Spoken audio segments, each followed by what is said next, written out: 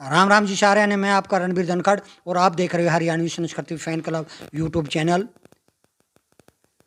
Haryana roadways के परिचालक नरेंद्र, जो कि गिज्जी निवासी हैं, अपनी सूझबूझ के कारण आज 25 सवारियों की जान बचाने में कामयाब रहे। आते हैं पूरी खबर की तरफ। हरियाणा रोडवेज के पलवल डिपो की बस HR 73 GV 8278, जो कि चंडीगढ़ से पलवल के लिए 11:25 पे रवाना हुई थी। करनाल से निकलने के बाद में घरौंडा टेस्ट को जैसे ही बस ने क्रॉस किया मध्यरात्रि 1 बजे के उपरांत, तो अचानक जो बस के चालक थे प्रताप सिंह, जो कि बेरी निवासी हैं, उनको हार्ट अटैक की शिकायत आ गई।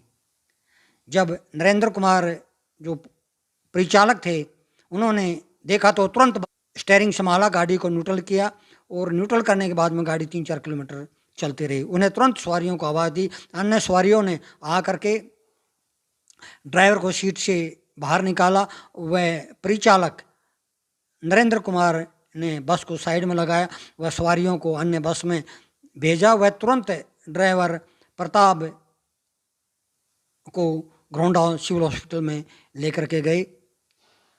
मिलते हैं जाबाज उप परिचालक नरेंद्र कुमार जी से।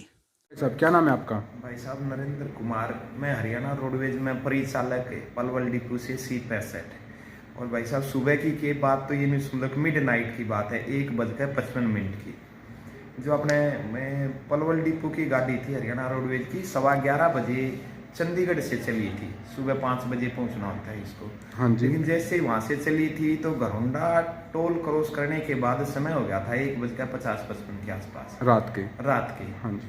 तो इसमें कम से कम 20 सवारियां भी थी। ड्राइवर ने जब टोल क्रॉस करे तो मेरे ख्याल से 50 मीटर गाड़ी चली होगी, एकदम से फुटपाथ से टकराई। मैं पिछली सीट पे था। अच्छा। तो फुटपाथ से जब टकराई तो मैं एकदम सचेत हुआ, मैं क्या हुआ भाई, कोई एक्सीडेंट की तो बात नहीं, टकराई थी फुटपाथ से वो नॉर्मल ही।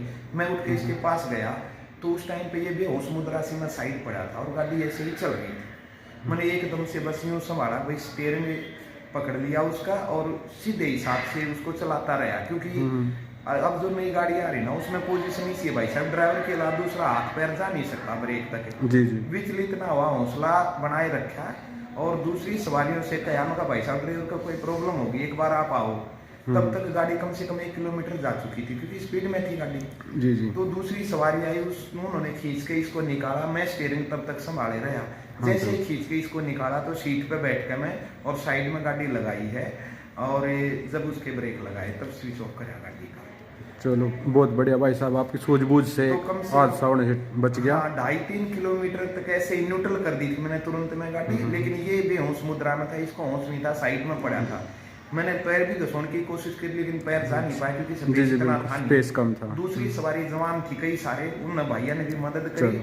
और वह अगर मैं सूझबूझ ना दिखाता, हौसला हिम्मत ना दिखाता तो हादसा इतना बड़ा होना था, क्योंकि दूसरी साइड में गाड़ी चली जाती या पलट जाती। क्योंकि 2.5-3 किलोमीटर गाड़ी चलना बगैर ड्राइवर के मैं साइड में खड़ा स्टीयरिंग संभाले रहा। जी बिल्कुल।